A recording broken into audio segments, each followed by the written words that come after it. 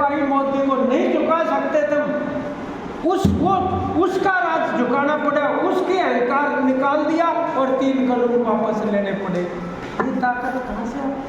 और जो खट्टर जिसने ये किया था, अगर तुम इतने जनता के हितैषी थे तो वो हटाया क्यों? ये भी झांसा देने वाली बात। अपने जब बाल लड़ पड़े ना, छोटे बच्चे का बड़ा बच्चा मार दे तो शिकार लेकर आ गया रोता रोता, बोले अरे क्या बात होगी, क्यों रो? बोला फलाने ने मारा। अच्छा मैं देखूँ, उसको बुला के लाएंगे, फिर उसका यूँ कर देंगे, कान को दोहरा हाथ ले जाए ऐसे, और उसको ये लगेगा हाँ इसका भी मार दिया, ठीक हो गया। वो खट्टर कैसे चिट्टू यूँ करके ने, और लोग झांसे में घेर दिए, बोला चल ठीक हो गया, इसकी तो कटी। वो नीतियाँ तो वही है। इसलिए हमारी जो लड़ाई वामपंथी पार्टियों की, कम्युनिस्ट पार्टी की लड़ाई नीतियां बदलने की लड़ाई, मनस बदलने से अकेले से बात नहीं बढ़ती, और ये लड़ाई ऊपर से नहीं नीचे से यूँ भर के जाएगी। तो ये बिल्कुल इस मामले में हम संकल्पित हैं कि तुमने जो करी होगी तिकड़म करी होगी, लेकिन हमारी लड़ाइयाँ जारी रहेंगी, वो नहीं रुकने वाली। कदे थारा न्यू बैम हो कि बीजेपी की सरकार बन गई तो एकदम डरा लोगे लोग, डरने वाले नहीं हैं। अभी तो महीना 1.5 हुआ है बड़ी मुश्किल से, और कुरुक्षेत्र में राड़े सारे कोड़ा गांव में हर जगह जाके संघर्ष के लिए बिगुल फूंक दिया कि नहीं फूंक दिया। और अब 26 नवंबर को बड़ी संख्या में पूरे देश में, क्योंकि 26 नवंबर नहीं तो पड़ाव डाले थे, आज 4 साल हो गए उस बात को, किसान और मजदूर इकट्ठे हो गए देश के। उस टाइम भी 26 नवंबर को पूरे देश में हड़ताल थी मजदूरों की, किसानों के समर्थन में।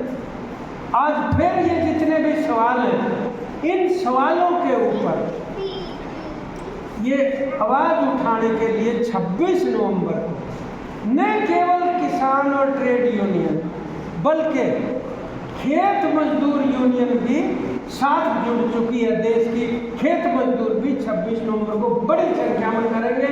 और जो महिलाएं संगठन, युवाओं के, विद्यार्थियों के, कर्मचारियों के, उनको भी अपील की गई है कि आप भी उस दिन सड़क के ऊपर आके प्रतिरोध करें।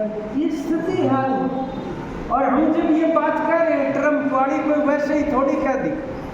और दुनिया में भाई एक बात देखो, एक देश को नक्शे से बिठाने के लिए रोजाना कम से कम 15 आदमियों को मौत के घाट उतारा जा रहा है फिलिस्तीन में इजराइल द्वारा। 40,000 से ज़्यादा लोग मारे जा चुके बम्बार्डमेंट कर करके, जिनमें ज़्यादातर महिलाएं और बच्चे।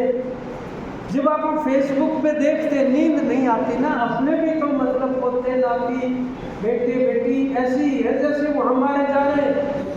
ये कौन सी इंसानियत है भाई? बस ये तो बताएं कि तुम उस देश की धरती के ऊपर आके बसे हुए हो, फिलिस्तीनियों की।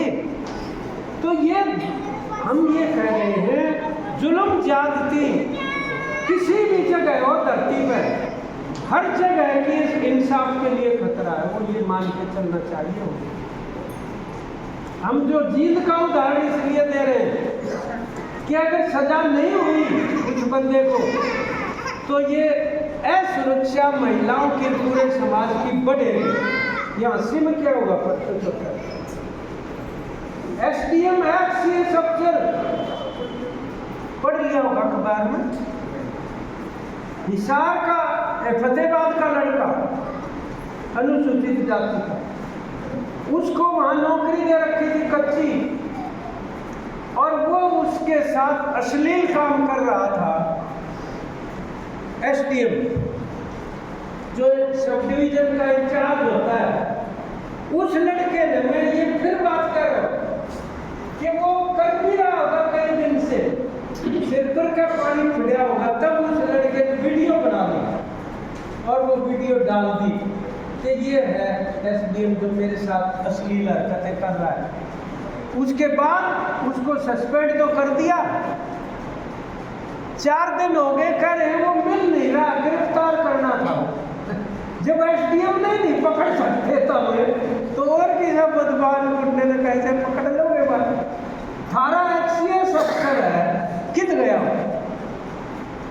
इसका मतलब पकड़ना नहीं चाहते। ये घटनाएं क्या दिखाती हैं?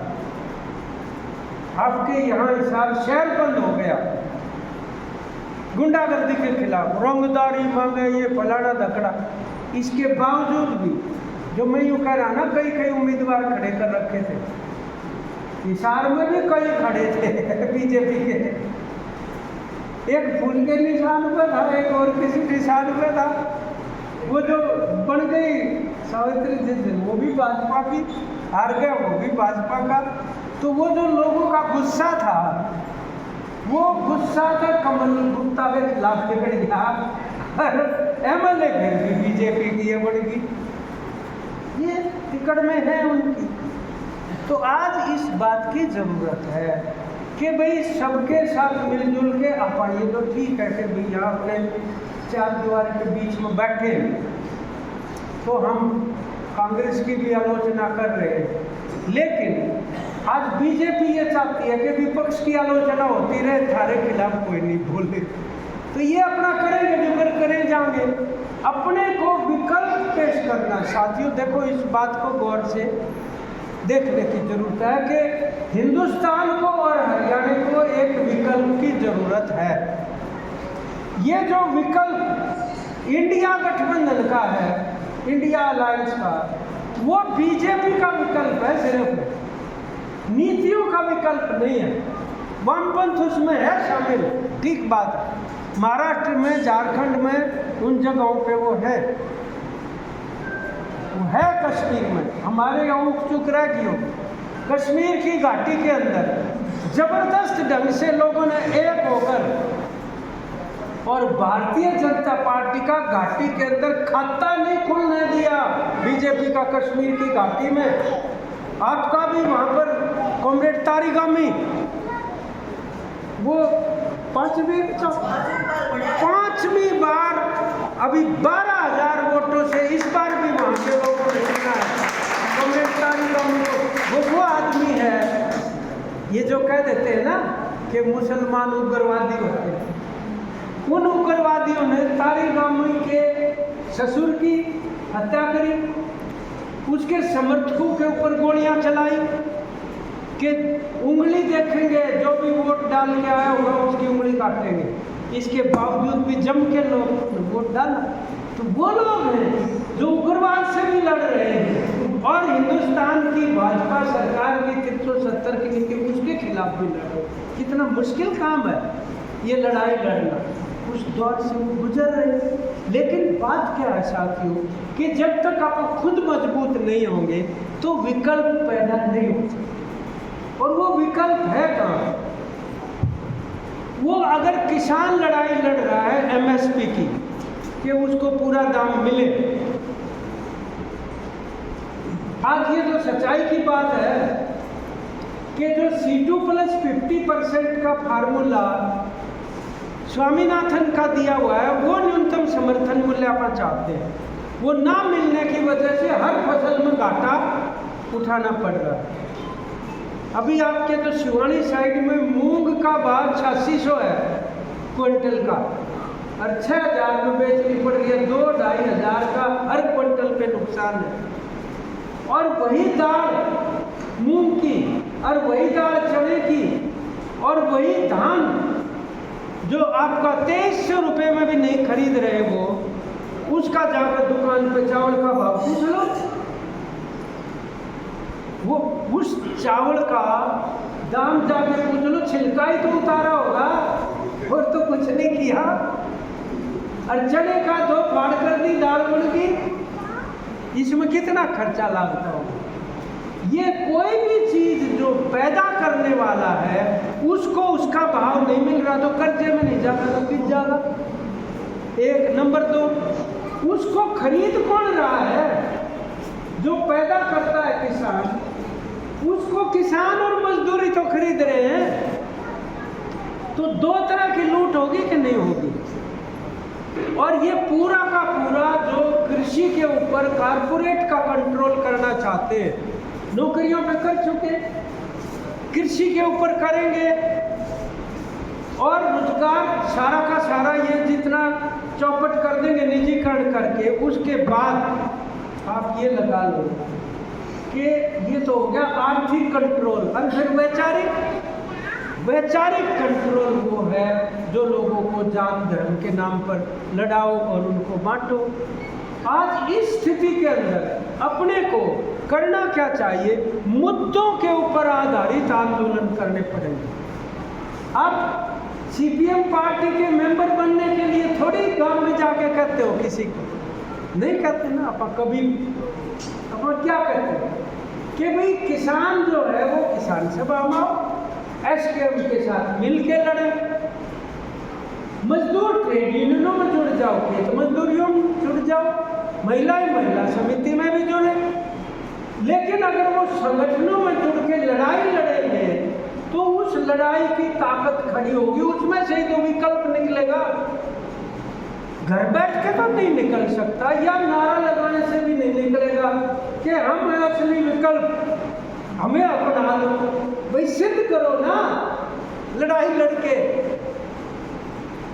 किया है, मैं ये नहीं कह रहा, सिद्ध किया है आपने। यहाँ पर हमारे साथी बैठे आदमपुर के भी हैं, दूसरी तीसरी जगहों के भी हैं, उन्होंने पहले भी लड़ाई लड़ी थी और अब कर दी। तो वो लड़ी लड़ाइयाँ अपन, अभी हमारा साथी बैठा था सतबीर, वो कह रहा, वो बोला हमने तो यहाँ पे दबाव बनाया इसलिए हमारे यहाँ तो पहुँच गया डीएपी खाद। ये दबाव बनाने से फसल बिकवाना या दबाव बनाने से आपको राशन प्रणाली के अंदर सामान लेना, ये जो प्रचार करें बोला 5 किलो मुफ्त अनाज दे गए इनके वोट लेने, मुफ्त थोड़ी है वो, उस बजट में उनका भी तो हिस्सा है। इसके लिए कौन जिम्मेवार है कि भाई 80 करोड़ जनता को आप 5 किलो अनाज पे निर्भर कर दिया 75 साल की आज़ादी के बाद? वो नीतियाँ जिम्मेदार। इसलिए साथियों मैं आपसे ये अपील करना चाहता हूँ कि आपने यहाँ पर पार्टी के झंडे को, जन संगठनों के झंडे को उठा के रखा है, प्रतिष्ठा प्राप्त की है। मैं सारे साथियों को जानता हूँ, आपके पीछे हजार लोग हैं, आपके चेहरों को पहचानते हैं। आपने बड़ी हिम्मत करके बड़े संकट के दौर में इस सिद्धांत को, इस विचार को आगे लेके आए, एकता स्थापित की है। आने वाले समय में और भी ज़्यादा चुनौतियां हैं, उनका मुकाबला करते हुए जनता की एकता स्थापित करके और इस जनवादी आंदोलन का निर्माण करें। ज़्यादा से ज़्यादा धर्मनिरपेक्ष ताकतों को, जनतांत्रिक ताकतों को अपने साथ इकट्ठा करके और आगे बढ़ेंगे। इसी आशा और उम्मीद के साथ मैं आपका ये सम्मेलन है, ये कामयाब हो, इसकी भी स्टेट कमेटी की तरफ से कामना करता हूँ। और आप सभी साथियों ने बातचीत सुनी इतने ध्यान के साथ, मुझे उम्मीद है कि आप और भी ज़्यादा ऊर्जा और एकता के साथ इसको आगे बढ़ाएंगे।